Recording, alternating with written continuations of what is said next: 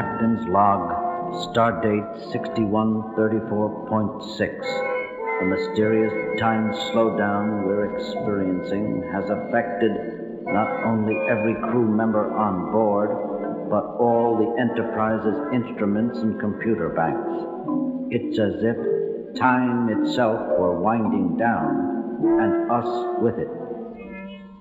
Sensor readings confirm my hypothesis, Captain.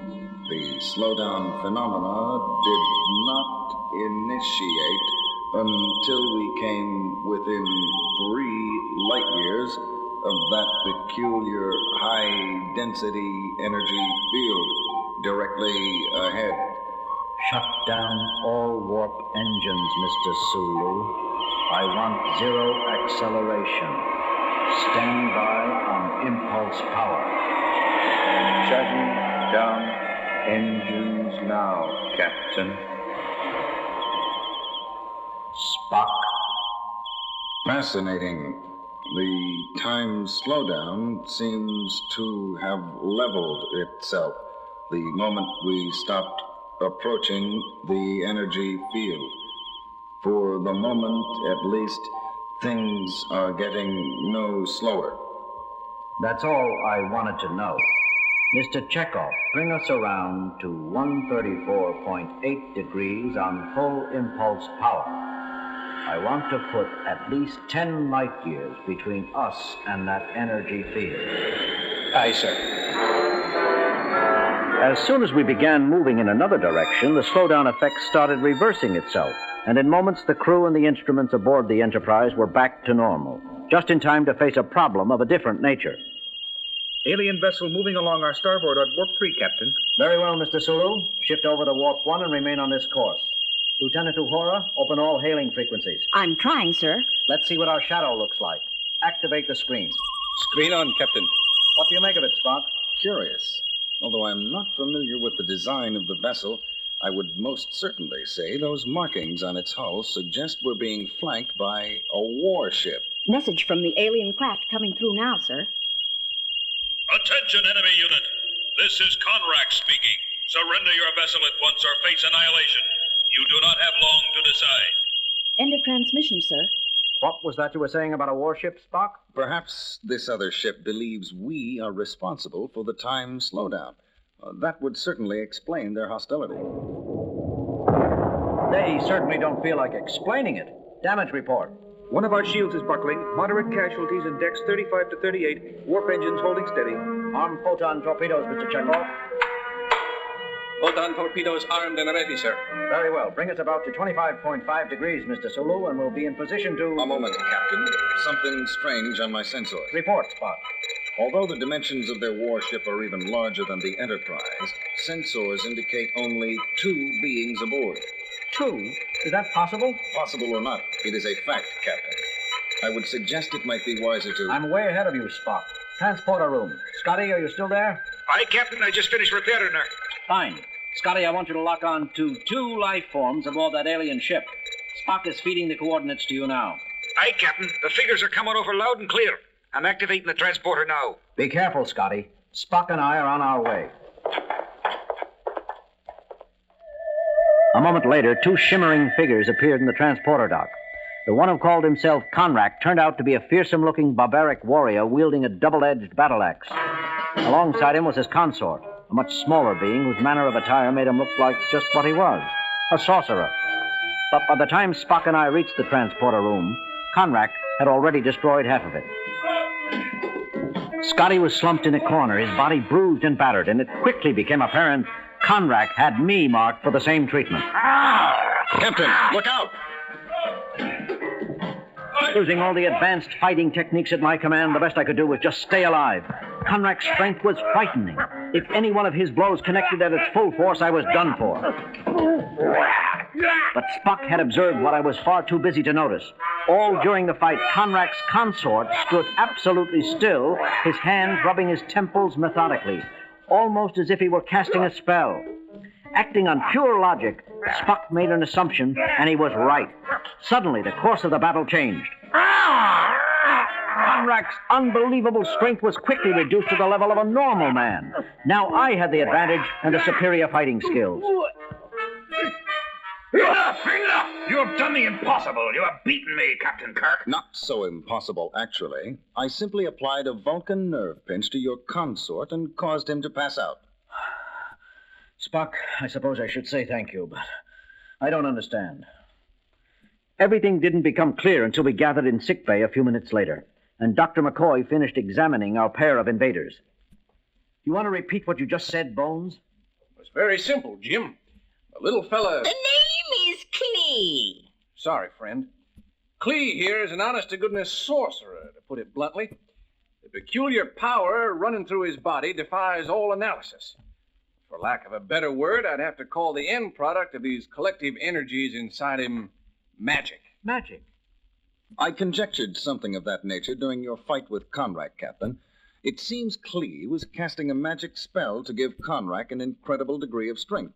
Up until now, Conrack had remained somber and silent, but that was before a report from the bridge came over the intercom.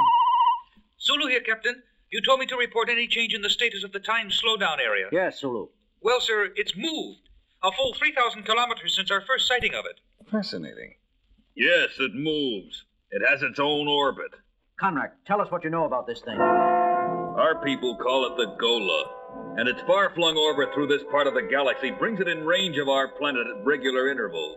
A more terrible fate for any world I could not imagine. I don't get it. Just what does this Gola do? Think about it, Doctor. You saw what the time slowdown did to us in just a brief interval.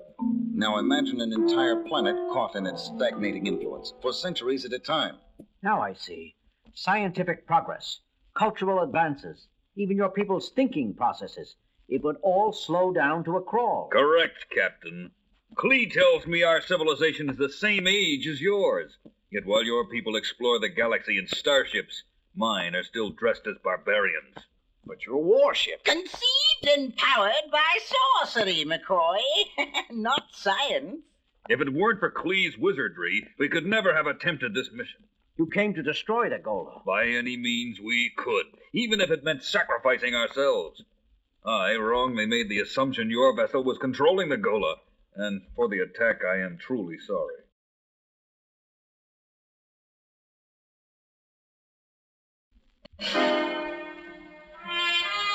Captain's log supplemental. Conrack and Klee were sincere. Their entire race was counting on them to wipe out the menace that had held their culture locked in a standstill for centuries. And now they had the help of a starship. Phasers armed and ready, Chekhov? Armed and ready, sir. Let's hope they do more good against the Gola than the photon torpedoes just did. Fire! 3 direct hits, but sensors show absolutely no effect. Your weapons are formidable, Kirk, but the Gola seems to know no weakness. Incredible. Conjecture, Spock? I may just be an old country doctor myself, but I'd say the Gola was warping time all around it, making our phasers and photons detonate either in the past or future instead of the here and now. I'm impressed, Doctor. For a mind of your caliber, that is an amazingly accurate assessment. Spock, you can take your Vulcan mind Gentlemen, I suggest we concentrate on the disturbance at hand. Not merely a disturbance, Captain. It is now an enemy. Spock, what are you saying? The Gola is now coming directly toward us. We attacked, and now it's retaliating. That, I maintain, is an irrefutable indication of intelligence. The Gola is a living entity. Well, I'll be... As usual, Spock's logic was faultless and absolutely correct. But this revelation changed our situation dramatically. We were now up against a foe with some sort of mind.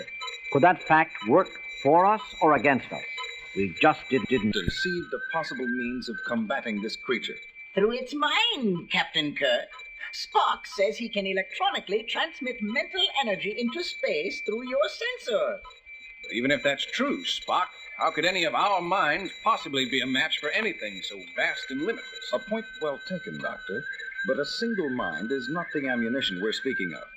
Spock thinks our one chance is to attack the Gola not with an individual, but a whole culture. Explain, Spock. A composite burst of mental energy, Captain, composed of all the minds of every member of Klee's race down through the ages. the melding of millions of minds into one concentrated channel. Spock, you're space happy if you believe that's even conceivable, let alone possible. On the contrary, Doctor, it may be impossible in terms of science, but we're not talking about using science here. Magic. Exactly, Captain. I've already shown Klee how to use our computer banks as a storehouse for the millions of mental images he will be conjuring up. I suggest we back away from my consort now and give him room. Conrack was accustomed to seeing Klee's wizardry, but we were not. As his magic drew upon the mind streams of millions of his ancestors, the rest of us stood back in awe. It's fantastic, Spock. I would never have thought such a thing possible. Just how old is your culture, Conrack? How much further does Klee's magic have to reach? The exact date of our origin is unknown. We do know our oldest ancestors came from a far-off planet many eons ago, a planet called Earth. All of us share the same look of amazement. Earth, he said. Could Conrack and Klee be from our very own planet? Before we could explore the topic further, however... The Gola is still advancing and closing fast, sir. Klee! He's ready, Captain. The counterattack will begin now. Klee's hands were gripped around the terminals of the sensor panel. His entire body was surrounded by a shimmering aura as he transmitted an incalculable energy charge through space composed of millions of separate mental bursts, the sum total force of Klee's entire culture down through the ages. Report, Sulu. The Gola's charge is slowing, but it isn't stopping him, sir. He's still coming. In heaven's name, it's not enough. It's just not enough. I am afraid our race was not old enough, Captain. Our culture's history has not amassed enough mind power to overcome the Gola's sheer mental strength. Spock! What the blazes is he doing? He's grabbing the terminals of the sensor panel. He is glowing with the same shimmering aura that enveloped Klee. Oh, my God. I understand. We all did. Spock was picking up where Klee left off, using what was left of the magic spell to force feed his culture into the senses. I admire your first officer's courage, Kirk, but how can he hope to succeed where my consort failed? The Vulcan race is one of the oldest in the galaxy, Conrack. Odds are it's far older than your race or ours. That's right, now that I think of it. Vulcan history goes back so far, Spock will have billions of more mind streams to draw from. Look, I think Spock's reached his limit. He must stop. Too much mental energy will kill him. Then it happened.